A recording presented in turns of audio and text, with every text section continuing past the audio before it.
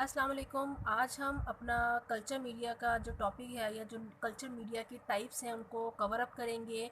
अब से पहले लेक्चर्स में हमने नेचुरल मीडिया भी पढ़ लिया है। बीफ उसकी 3 टाइप्स हमने बल्कि 4 टाइप्स हमने पढ़ ली हैं। हमने बीफ ग्रोथ के बारे में पढ़ लिया, हमने न्यूट्रियो टैगर के बारे में पढ़ लिया, हमने एनरिच्ड मीडिया और उसके दोनों टाइप्स के बारे में पढ़ लिया, हमने सिलेक्टिव मीडिया भी किया और इसकी दोनों टाइप्स के बारे में भी कर लिया। आज का जो हमारा टॉपिक होगा वो होगा कि हमने last type of natural media that is differential media पढ़नी है कि डिफरेंशियल मीडिया क्या होती है। उसके लिए हमें कौन सा मीडियम बनाना पड़ता है, उसका नाम होता है मैकॉन्की एगर मीडिया। ये कैसे बनाते हैं और उसको हम डिफरेंशियल मीडिया क्यों कहते हैं ये पढ़ेंगे, और साथ साथ हम इसका सिंथेटिक मीडिया का टॉपिक जो है वो भी आज के लेक्चर में हम उसको कवर अप करेंगे।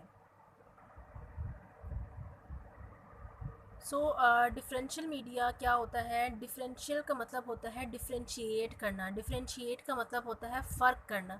ऐसा मीडिया, ऐसा मीडियम जिसके ऊपर मौजूद माइक्रो ऑर्गेनिज़म्स की कॉलोनीज़ में आप फ़र्क कर सकते हैं, उस तरह का जो मीडिया होता है उसको आप कहते हैं डिफरेंशियल मीडिया। इससे क्या मुराद है? इससे मुराद है कि फ़ॉर एग्ज़ाम्पल आपने एक पैट्री डिश ली है, उस पैट्री डिश के ऊपर आपने कुछ मुख्तलिफ़ किस्म के माइक्रो ऑर्गेनिज़म्स को स्प्रिंकल किया था, आप उसको ग्रो कराना चाह रहे थे। अब उनमें से कुछ माइक्रो ऑर्गेनिज़म जब ग्रो करते हैं तो उनका कलर रेड हो जाता है, जबकि कुछ माइक्रो ऑर्गेनिज़म जो हैं वो कलरलेस रहते हैं। यानी कुछ का कलर रेड हो गया और कुछ जो है वो उन पे कोई कलर अपीयर नहीं हुआ। तो आपने डिफ्रेंशिएट कर लिया कि जो रेड कलर के माइक्रो ऑर्गेनिज़म्स थे वो किसी और जनरेशन के माइक्रो ऑर्गेनिज़म्स थे, उनकी कॉलोनीज़ कुछ और हैं, उनकी नेचर कुछ और है, जबकि वो माइक्रो ऑर्गेनिज़म्स जिन्होंने कलर को एब्जॉर्ब नहीं किया उनकी नेचर कुछ और है। तो ऐसा मीडिया जिसके ज़रिए से आप मुख्तलिफ माइक्रो ऑर्गेनिज़म्स के दरमियान डिफ्रेंशिएट कर सकते हैं, फ़र्क कर सकते हैं, इस तरह के मीडिया को आप कहते हैं डिफरेंशियल मीडिया। डिफरेंशियल मीडिया के बारे में आप कह सकते हैं it is a type of medium this medium make easy to distinguish colonies of one organisms from colonies of other organisms on the same plate। यानी जब आपके पास एक ही पैट्री डिश हो तो उसमें मुख्तलिफ़ किस्म के जब माइक्रो ऑर्गेनिज़म्स को आप ग्रो कराते हैं तो उसी प्लेट के ऊपर आपको नज़र आ जाता है कि कुछ माइक्रो ऑर्गेनिज़म्स की ग्रोथ किसी और कलर की हुई है, जबकि कुछ माइक्रो ऑर्गेनिज़म्स की ग्रोथ जो है वो किसी और कलर की हुई है। कुछ माइक्रो ऑर्गेनिज़म्स रेड कलर के आपको नज़र आएंगे, कुछ माइक्रो ऑर्गेनिज़म्स आपको कलरलेस नज़र आएंगे। तो उससे आप डिफ्रेंशिएट कर सकते हैं। आज का जो टॉपिक है वो बेसिकली डिफरेंशियल मीडिया की एक टाइप पर है, that is MacConkey agar, MACCONKEY। MacConkey agar आपका एक मीडिया है। मैकॉन्की एगर मीडिया क्या होता है? ये आपका एक ऐसा मीडिया है जो कि आप इस्तेमाल करते हैं ख़ास किस्म के माइक्रो ऑर्गेनिज़म्स को ग्रो करने के लिए। अब आपने क्या करना है, सबसे पहले आपने एक पैट्री डिश लेनी है। ठीक है जी। पैट्री डिश के अंदर आपने क्या क्या चीज़ें ऐड करनी है? इस पैट्री डिश के अंदर आपने जो है सबसे पहले आपने डाई ऐड करनी है। डाइस क्या होते हैं? कलर्स होते हैं जो कि यूज़ होते हैं आप बैक्टीरिया को कलर करने के लिए। आपने रेड डाई यूज़ करना है और साथ साथ आपने इसके अंदर क्रिस्टल वॉयलेट डाई, ये डाई आपको रेडीमेड मार्केट से मिल जाते हैं, आप डाई जो है वो इसके अंदर ऐड करेंगे। ऐड करने के बाद इसके अंदर आपने एक और चीज़ ऐड करनी है, डेट इज़ लैक्टोज़। लैक्टोज़ क्या होता है? ये एक आपकी ऐसी कार्बोहाइड्रेट है जो कि आपको मिल्क से मिलती है, एक ऐसी शुगर है जो कि आपको मिल्क से यानी दूध से मिलती है। दूध जो है उसके अंदर हाई मिकदार में लैक्टोज़ या लैक्टोलोज़ मौजूद होता है। और आपको पता है कि दूध जो है वो एक मुकम्मल ग़िज़ा है। तो जो लैक्टोज़ जो है वो एक मुकम्मल ग़िज़ा है, माइक्रो ऑर्गेनिज़म को मुकम्मल तौर पर ग्रो कराने में लैक्टोज़ बड़ा अहम किरदार अदा करता है। इसके साथ साथ आप इसके अंदर जो है वो कुछ सॉल्ट्स भी ऐड करेंगे। उन सॉल्ट्स को आप कहेंगे बाइल सॉल्ट्स। बाइल क्या होता है? बाइल एक रतूबत होती है जो कि आपके लीवर और आपके गाल ब्लैडर से रिलीज़ होती है। ठीक है, उसके अंदर कुछ सॉल्ट्स मौजूद होते हैं। तो यही ऐसा बाइल जो कि हमारी बॉडी के अंदर से रिलीज़ होता है, सेम बाइल की जो कैपेसिटी होती है या सेम बाइल की जो कंसंट्रेशन होती है वो हम लेबॉर्ट्री के अंदर तैयार कर लेते हैं। उसके अंदर वही तमाम सॉल्ट्स वगैरह डालते हैं जो कि आपकी अपनी बॉडी के अंदर मौजूद होते हैं, और फिर उस बॉइल साल्ट्स को भी आप अपने इस मीडियम के अंदर जो है वो ऐड कर देते हैं। तो अब आपने क्या क्या चीज़ें ऐड की हैं? आपने बेसिकली 3 चीज़ें इसके अंदर ऐड करनी है मैकॉन्की एगर के अंदर। सबसे पहली चीज़ आपने दो कलर्स ऐड करने हैं, एक आपने रेड कलर ऐड करना है, सेकंड जो चीज़ आपने ऐड करनी है वो आपने क्रिस्टल वायलेट कलर ऐड करना है। दूसरी चीज़ आपने कार्बोहाइड्रेट ऐड करना है। कार्बोहाइड्रेट आपने कौन सा ऐड करना है, आपने लैक्टोज यानी जो मिल्क शुगर होती है आपने वो इसके अंदर ऐड करनी है, जो कि एक मुकम्मल एक ग़िज़ा है माइक्रो ऑर्गेनिज़म्स को ग्रो कराने के लिए। तीसरी जो चीज़ आपने ऐड करनी है वो इसके अंदर आपने सॉल्ट्स ऐड करने हैं। ठीक है जी। अब इसके अंदर आपको जो है वो क्या एक और चीज़ जो आपको लास्ट चीज़ जो ऐड करनी है डेट इज़ एगर। एगर आपको क्यों ऐड करना है, क्योंकि डाइस, लैक्टोज या सॉल्ट्स ये तमाम चीज़ें थोड़ी सी लिक्विड शक्ल की होती हैं। इनको सेमी सॉलिड फॉर्म में लाने के लिए या इनको जेल फॉर्म में लाने के लिए आप इसके अंदर एगर जो है वो ऐड करेंगे, ताकि आपका जो मीडिया बने वो स्टेबल बने, वो हिले ना। इसके बाद आपने क्या करना है, जब आप इन तमाम चीज़ों को ऐड करेंगे तो आप इसको मिक्स कर देंगे। मिक्स करने से क्या होगा कि जो आपकी जो डाई होगी या जो आपका मीडिया होगा वो आपको रेड या क्रिस्टल वायलेट से पर्पल से कलर का नज़र आना शुरू हो जाएगा। इसके बाद आपने क्या करना है, इसके बाद आपने मिट्टी का सैंपल ले लें या किसी भी चीज़ का सैंपल जिसके अंदर माइक्रो ऑर्गेनिज़म्स मौजूद हों। अब मिट्टी के अंदर मुख्तलिफ़ किस्म के माइक्रो ऑर्गेनिज़म्स मौजूद होंगे, वो ग्राम पॉजिटिव भी होंगे, ग्राम नेगेटिव भी होंगे, उसके अंदर कुछ फंगस भी होगी, उसके अंदर कुछ कैंडाइडा भी होंगे, कुछ स्ट्रेप्टोकोक्साई होंगे, कुछ स्टेफलोकोक्साई होंगे, मल्टीपल टाइप्स की माइक्रो ऑर्गेनिज़म्स मिट्टी के सैंपल के अंदर मौजूद होंगे। आप क्या करेंगे, मिट्टी का सैंपल लेंगे और इसको हल्का हल्का सा इसके ऊपर स्प्रिंकल करेंगे। स्प्रिंकल करने के बाद आप इसको माइक्रोस्कोप के अंदर ऑब्जर्व करेंगे। सपोज करें माइक्रोस्कोप में आपको 7 से 8 किस्म के बैक्टीरिया यहाँ पे नज़र आ रहे हैं। इसमें कुछ ग्राम पॉजिटिव भी हैं, कुछ ग्राम नेगेटिव भी हैं। देन आपने क्या करना है, आपने इसको कवर अप कर देना है। किसकी मदद से, इसके लिड की मदद से, इसके ढक्कन की मदद से। जब आपने इसको कवर अप कर दिया है तो कवर अप करने के बाद आपके पास वही दो ऑप्शंस बचते थे जो कि आपके पास तमाम मीडिया में बचते थे, कि या तो आप इसको 121 डिग्री सेंटीग्रेड पर 20 मिनट्स के लिए आप इसको जो है वो स्टोर कर ऑटोक्लेव कर लें, या दूसरा ऑप्शन आपके पास ये होता है कि आप इसको 24 घंटे के लिए छोड़ दें और 24 घंटे के बाद आके आप इस मीडिया को जो है वो ऑब्ज़र्व करें कि इसमें क्या तब्दीली आई है। तो जब आप 24 घंटे के बाद आप इसको ऑब्ज़र्व करेंगे तो आपको नज़र आएगा कि इसके अंदर ग्राम पॉजिटिव बैक्टीरिया जो ग्राम पॉजिटिव बैक्टीरिया होंगे उनकी ग्रोथ यहाँ पे नहीं होगी। वो सारे के सारे या तो डेड हो जाएंगे या उतनी ही मिकदार में मौजूद होंगे जितनी मिकदार में वो 24 घंटे पहले मौजूद थे। वजह क्या है, वजह ये है कि ये जो ग्राम पॉजिटिव बैक्टीरिया होते हैं ये बाइल सॉल्ट की मौजूदगी में सरवाइव नहीं करते।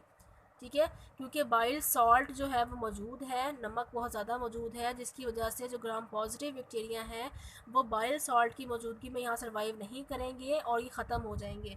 लिहाजा आपको इस मीडिया के अंदर मोस्टली जो स्पीशीज़ नज़र आएगी वो होगी ग्राम नेगेटिव बैक्टीरिया की। यही ग्राम नेगेटिव बैक्टीरिया जो सैंपल के अंदर मौजूद थे वो मल्टीप्लाई करेंगे, मल्टीप्लिकेट करेंगे। अब ग्राम नेगेटिव बैक्टीरिया मुख्तलिफ टाइप्स के हो सकते हैं, इसमें स्टेफलोकोक्साई भी हो सकते हैं, स्ट्रेप्टोकोक्साई भी होते हैं। अब आपके पास जो ग्राम नेगेटिव और ग्राम पॉजिटिव बैक्टीरिया होते हैं उनकी मुख्तलिफ टाइप्स होती हैं, उनके मुख्तलिफ नाम होते हैं। जैसे अगर हम ग्राम पॉजिटिव बैक्टीरिया की बात करें और ग्राम नेगेटिव बैक्टीरिया की बात करें तो जो आपका स्टेफलोकोक्साई बैक्टीरिया है, स्टेफलोकोक्साई बैक्टीरिया और जो स्ट्रेप्टोकोक्साई बैक्टीरिया हैं ये आपके ग्राम पॉजिटिव बैक्टीरिया हैं। जबकि आपका जो ई कोलाई बैक्टीरिया है या जो आपका साल्मोनेला बैक्टीरिया है, साल्मोनेला शिगेला की बीमारी पैदा करता है, ठीक है, ये जो दो बैक्टीरिया हैं ये ग्राम नेगेटिव बैक्टीरिया हैं। सो अगर आपकी मिट्टी के अंदर सपोज करें ये चारों बैक्टीरिया मौजूद थे तो इसका मतलब है कि जो 2 ग्राम पॉजिटिव बैक्टीरिया थे वो तो यहाँ पे सरवाइव नहीं करेंगे। क्यों? क्योंकि यहाँ पे बाइल सॉल्ट्स मौजूद हैं। अब ऑप्शन बचता है कि जो ग्राम नेगेटिव बैक्टीरिया थे, ई कोलाई था और साल्मोनेला था, वो यहाँ पे जो है वो ग्रो करेंगे। अब ग्रो करेंगे, हमें कैसे पता चलेगा कि जो माइक्रो ऑर्गेनिज़म्स यहाँ पे ग्रो किए हैं ये तो पता है कि वो ग्राम नेगेटिव है, क्योंकि ग्राम पॉजिटिव का हमें पता है कि वो उनकी डेथ हो जाएगी। ग्राम नेगेटिव का कैसे पता चलेगा कि इसमें से कौन सा ई कोलाई है और कौन सा साल्मोनेला है? तो आपको ये चीज़ वाज़ेह तौर पर नज़र आएगी कि वो ग्राम नेगेटिव बैक्टीरिया जो कि लैक्टोज़ को एब्जॉर्ब करने की सलाहियत रखते हैं, यानी दोबारा मैं बता दूं कि वो ग्राम नेगेटिव बैक्टीरिया जो कि लैक्टोज़ को एब्ज़ॉर्ब करने की सलाहियत रखते हैं। जब वो लैक्टोज़ को एब्ज़ॉर्ब करेंगे तो लैक्टोज़ शुगर के साथ कलर भी मिक्स हुआ हुआ है, क्योंकि जब हमने मीडिया बनाया था तो हमने सब चीज़ों को मिक्स कर दिया था।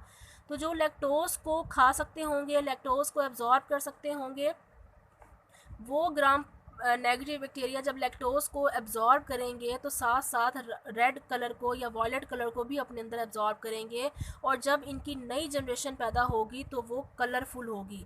वो आपको या तो रेड कलर की दिखाई देगी या आपको वॉयलेट कलर की दिखाई देगी, ठीक है। जबकि वो बैक्टीरिया, सपोज करें कि ई कोलाई बैक्टीरिया ऐसे बैक्टीरिया थे जो कि लैक्टोज, सपोज की बात सपोज करवा रही हूँ मैं आपको, कि ई कोलाई बैक्टीरिया जो है वो लैक्टोज़ को एब्ज़ॉर्ब करने की सलाहियत रखते थे।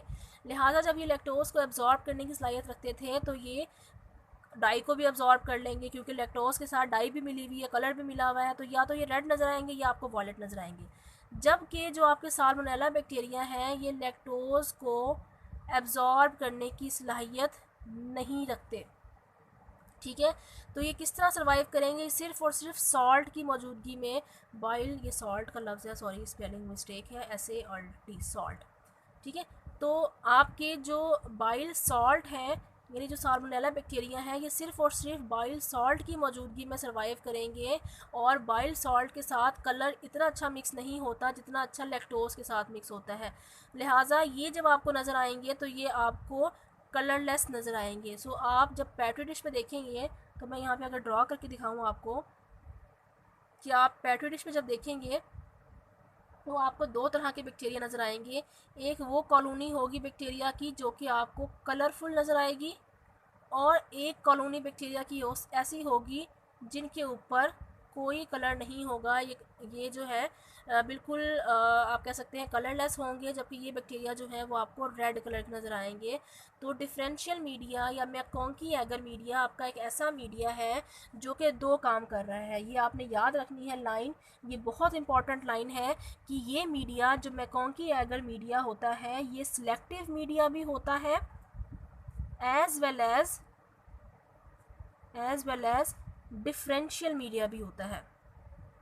कैसे? सिलेक्टिव कैसे मीडिया है? क्योंकि आपने जो सैंपल इस्तेमाल किया था वो मिक्सचर था, उसके अंदर काफ़ी टाइप्स के बैक्टीरिया मौजूद थे। इसने क्या किया? सिर्फ और सिर्फ ग्राम नेगेटिव बैक्टीरिया को ग्रो करवाया, लिहाजा ये क्या हो गया? सिलेक्टिव हो गया। एज वेल एज डिफरेंशियल कैसे हुआ?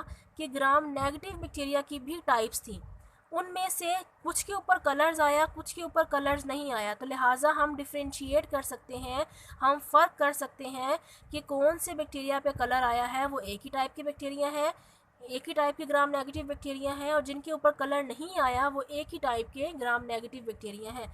लिहाजा आप डिफ्रेंशिएट भी कर सकते हैं। इसलिए आप इस मीडिया को सिलेक्टिव और as well as differential media भी कहते हैं, क्योंकि इससे आप सिलेक्शन भी हो रही है कि सिर्फ और सिर्फ ग्राम नेगेटिव ग्रो करेंगे, और डिफरेंशिएट भी हो रहा है कि ग्राम नेगेटिव की में से भी कुछ का कलर डिफरेंट होगा और कुछ का कलर जो है वो डिफरेंट होगा। सो ये लाइन जो है वो बहुत इंपॉर्टेंट है आपके MCQ के हवाले से भी, या आपसे वो क्वेश्चन भी पूछ सकता है कि किसी ऐसे मीडिया पे नोट लिखें जो कि सिलेक्टिव भी हो और एज वेल एज डिफरेंशियल भी हो, तो आपको डेफिनेटली मैकॉन्की एगर के ऊपर जो है वो नोट लिखना होगा। तो ये था आपका मैकॉन्की एगर मीडिया। नेचुरल मीडियाज़ हमारे ख़त्म हो चुके हैं, अब हम बात कर लेते हैं सिंथेटिक मीडियाज़ की। तो जो नेक्स्ट मीडिया हमारे पास आता है वो हमारे पास आता है सिंथेटिक मीडिया, यानी एक ऐसा मीडिया जिसमें आपने एज सच कोई भी नेचुरल चीज़, या आप कह सकते हैं कि जैसे ब्लड एक टोटली नेचुरल चीज़ है, उसमें इंसान का कोई अमल दखल नहीं है, वो इस्तेमाल नहीं करना, बल्कि आपने कुछ सिंथेटिक केमिकल्स इस्तेमाल करने हैं। उन केमिकल्स को, लैब के केमिकल आपने इस्तेमाल करने हैं, प्रोसेस्ड चीज़ें आपने इस्तेमाल करनी है, और उनको इस्तेमाल करके आपने एक मीडिया जो है वो बनाना है। तो सेम आपको चीज़ें जो है प्रिकॉशंस यूज़ करनी है, आपको हाथ धोने हैं, ग्लव्स इस्तेमाल करने हैं, चीज़ों को सैनिटाइज़ करना है, पेट्री डिश लेनी है। पेट्री डिश लेने के बाद आपने क्या करना है कि synthetic medias are chemically defined the nature and the amount of each components are known, such as medium might contain, यानी एक ऐसा मीडिया जिसके अंदर मुख्तलिफ़ किस्म के आप केमिकल्स ऐड करेंगे और उन केमिकल्स की नेचर आपको पता होगी कि कौन सा केमिकल आप क्यों ऐड कर रहे हैं। आप सेम पेट्री डिश लेंगे, पेट्री डिश लेने के बाद उसके अंदर आप क्या चीज़ ऐड करेंगे, सबसे पहले आप उसके अंदर ग्लूकोज ऐड करेंगे, उसके बाद आप अमोनियम फॉस्फेट ऐड करेंगे, उसके बाद आप उसके अंदर पोटाशियम फॉस्फेट ऐड करेंगे, फिर मैग्नीशियम सल्फेट ऐड करेंगे और सोडियम क्लोराइड ऐड करेंगे। ये चीज़ें आप आगे पीछे करके भी ऐड कर सकते हैं, लेकिन चीज़ें आपने सारी की सारी ऐड करनी है। ग्लूकोज, अमोनियम फॉस्फेट, तीसरी चीज़ आपने पोटाशियम फॉस्फेट, चौथी चीज़ आपने मैग्नीशियम सल्फेट और लास्ट आपने सोडियम क्लोराइड, जिसको आप नमक भी कहते हैं, वो आपने इसके अंदर जो है वो ऐड करना है। अब क्योंकि इसके अंदर किसी किस्म का वाटर मौजूद नहीं है, लिहाजा इस किस्म के मीडिया में आपको एगर ऐड करने की ज़रूरत नहीं पेश आएगी, क्योंकि लिक्विड नहीं है तो उसको सेमी सॉलिड या जेल फॉर्म में कन्वर्ट करने की ज़रूरत हमें नहीं है। अब जो चीज़ें आपने इसके अंदर ऐड की हैं वो आपने क्यों ऐड की हैं, उसका पर्पस नीचे बताया हुआ है कि the glucose supply energy to the cell, कि जब आपने एक जो है पैटी डिश बना ली, पैटी डिश के अंदर आपने तमाम चीज़ें ऐड कर दी। चीज़ों को ऐड करने के बाद आपने सेम वही मिट्टी का सैंपल उठाना है और उस सैंपल को जो है इस पैटी डिश के ऊपर आपने अप्लाई कर देना है।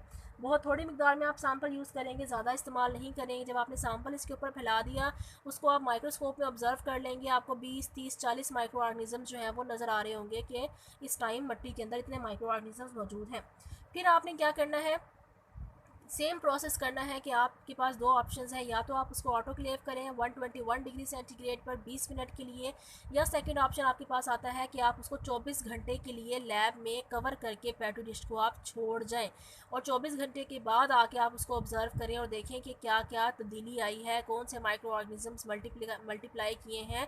इस सिंथेटिक मीडिया में ये होगा कि आपके मोस्टली जो माइक्रो ऑर्गेनिज़म्स होते हैं वो मल्टीप्लाई कर जाते हैं, मल्टीप्लिकेट कर जाते हैं, वो नई जनरेशन बना देते हैं, क्योंकि इसके अंदर कोई ऐसा केमिकल मौजूद नहीं होता जो किसी ख़ास माइक्रो ऑर्गेनिज़म्स को ग्रो कराएगा और ख़ास की ग्रोथ को रोक देगा, बल्कि जितने भी माइक्रो ऑर्गेनिज़म्स होते हैं उन सबको, ये बेसिक चीज़ें हैं, सबको ग्लूकोज चाहिए, सबको अमोनिया चाहिए, ये सारे आइंस हैं, ये सारे के सारे मिनरल्स हैं और ये तमाम मिनरल्स तमाम माइक्रो ऑर्गेनिज़म्स की ज़रूरत होते हैं। लिहाजा इस तरह के मीडिया में तमाम माइक्रो ऑर्गेनिज़म ग्रो कर जाते हैं और वो अपनी नई जनरेशन या मल्टीप्लाई करके आपको नए माइक्रो ऑर्गेनिज़म्स अगले दिन नज़र आएंगे। अब इसमें जो चीज़ें आपने ऐड की हैं वो क्यों ऐड की हैं, कि जो ग्लूकोज आपने ऐड किया है वो एनर्जी देगा सेल को, यानी जो बैक्टीरिया अंदर आपने सैंपल जो मिट्टी का आपने अप्लाई किया है पैटी डिश के अंदर, उसमें उस बैक्टीरिया को या उस तमाम बैक्टीरिया को जो एनर्जी है वो कहाँ से मिलेगी, उस ग्लूकोज से जो कि आपने पैटी डिश के अंदर ऐड किया है। जो अमोनियम आइंस हैं वो क्या करेंगे, नाइट्रोजन गैस प्रोवाइड करेंगे बैक्टीरिया को, क्योंकि बैक्टीरिया जो है वो नाइट्रोजन फिक्सेशन का अमल करते हैं। बैक्टीरिया को जो है वो ऑक्सीजन इतनी ज़रूरी नहीं होती जितनी नाइट्रोजन की ज़रूरत होती है, तो कुछ बैक्टीरिया जो कि नाइट्रोजन की मौजूदगी में ज़िंदा रहते हैं वो नाइट्रोजन को अपने न्यूक्लिक एसिड बनाने के लिए इस्तेमाल कर सकते हैं। तीसरी चीज़ कि जो आपने फॉस्फेट ऐड किया था, यानी पोटाशियम फॉस्फेट जो ऐड किया था, वो बैक्टीरिया का, जो नए बैक्टीरियाज़ हैं उनका डीएनए और आरएनए बनाने में अहम किरदार अदा करेगा। यानी जब बैक्टीरिया मल्टीप्लिकेट करेंगे और नए बैक्टीरिया बनेंगे तो उन बैक्टीरिया का जो डीएनए और आरएनए होगा वो बेसिकली आपने जो पोटाशियम फॉस्फेट रखा था पैटी डिश में उसकी वजह से बनेगा। उसके बाद जो आपने मैग्नीशियम सल्फेट या जो सल्फ़र ऐड किया है वो क्या करेगा, वो बैक्टीरिया का एंजाइम्स बनाएगा। एंजाइम्स क्या होते हैं, आपने फार्माकोग्नोसी में ये पढ़ा हुआ है कि एंजाइम्स जो होते हैं वो किसी भी केमिकल रिएक्शन को तेज़ करने का काम करते हैं। यानी आपकी बॉडी में अगर कोई तोड़ फोड़ हो रही है, कोई प्रोटीन टूट रही है, कोई कार्बोहाइड्रेट टूट रही है, कोई शुगर टूट रही है, कोई चिकनाई टूट रही है, या कोई भी केमिकल रिएक्शन हो रहा है, वो सारे के सारे एंजाइम्स की मौजूदगी में होते हैं और अगर एंजाइम्स मौजूद ना हो तो ज़िंदगी पॉसिबल नहीं है। इसलिए बैक्टीरिया की बॉडी को भी ज़िंदा रहने के लिए, अपनी एक्टिविटीज़ सर अंजाम देने के लिए एंजाइम्स की ज़रूरत है। लिहाजा जब आप उसको मैग्नीशियम सल्फेट आप पैटी डिश के अंदर रखते हैं तो मैग्नीशियम सल्फेट क्या करता है, बैक्टीरिया की एंजाइम की ज़रूरत को पूरा करता है, बैक्टीरिया को एंजाइम्स बनाने में हेल्प करता है ताकि जो बैक्टीरिया अपनी नई नस्ल पैदा करें उनके अंदर भी एंजाइम्स की प्रॉपर मिकदार मौजूद हो और वो सर्वाइव कर सकें। उसके अलावा सोडियम क्लोराइड क्यों ज़रूरी है, कि सोडियम क्लोराइड आपको पता है कि तमाम तमाम जानदारों की बॉडी में नमक ज़रूरी होता है। ये आपके साइटोप्लाज्म को मेंटेन रखता है, आपके इंटरनल एनवायरनमेंट को मेंटेन रखता है, आइसोटोनिसिटी को मेंटेन रखता है। अगर सोडियम क्लोराइड या नमक का लेवल ऊपर नीचे हो जाए तो सोल्यूशन जो है, ये आपकी बॉडी जो है वो आइसोटोनिक नहीं रहती, उसमें तब्दीली आ जाती है, जिसकी वजह से बॉडी में मुख्तलिफ़ किस्म की तब्दीलियाँ आती हैं और वो आपके लिए नुकसानदेह होती हैं। तो सिंथेटिक मीडिया बहुत आसान है कि आपने 5 चीज़ें ऐड करनी है। पाँचों चीज़ों का मकसद आपको पता होना चाहिए कि जो चीज़ें आपने ऐड की हैं उनका मकसद क्या है। 24 घंटे के बाद जब आप आके माइक्रोस्कोप में अपनी पेट्री डिश को ऑब्ज़र्व करेंगे तो जो माइक्रो ऑर्गेनिज़म पहले आपको 20 या 30 नज़र आ रहे थे, अब वो आपको 200, 300, 100, 150 इस तादाद में आपको नज़र आएंगे। और इस तरह का जो मीडिया होता है वो सारे के सारे माइक्रो ऑर्गेनिज़म्स की ग्रोथ को प्रेफर करता है, उनको ग्रो कराने में हेल्प करता है। तो इस तरह के मीडिया को आप कहते हैं सिंथेटिक मीडिया, और ये सबसे इजी मीडिया होता है, आप इसको इजीली लैब में जो है वो बना सकते हैं। तो मीडिया का टॉपिक जो है वो हमारा कवर हो गया है कि मीडिया कितनी टाइप्स के होते हैं और मीडिया को हम बनाते कैसे हैं। ये बेसिक चीज़ है जो आपको कंसेप्ट वाइज आनी चाहिए वाइवा के लिए। वाइवा में वो चीज़ें बहुत पूछते हैं कि इस मीडिया का पिछले मीडिया से क्या डिफरेंट है, सिलेक्टिव मीडिया में और डिफरेंशियल मीडिया में क्या फ़र्क होता है, सिंथेटिक मीडिया क्या होता है। ठीक है, तो ये चीज़ें आपको पता होनी चाहिए। इसके बावजूद अगर आपको कुछ चीज़ समझ नहीं आई तो मुझसे आप कमेंट्स में जाके पूछें, मैं इंशाल्लाह आपको उसको क्लियर करने की कोशिश करूँगी। आज के लिए इतना ही। नेक्स्ट हम मिलेंगे, नेक्स्ट लेक्चर में आपका एक नया टॉपिक होगा, उसको हम डिस्कस करेंगे। तब तक के लिए अल्लाह हाफ़िज़।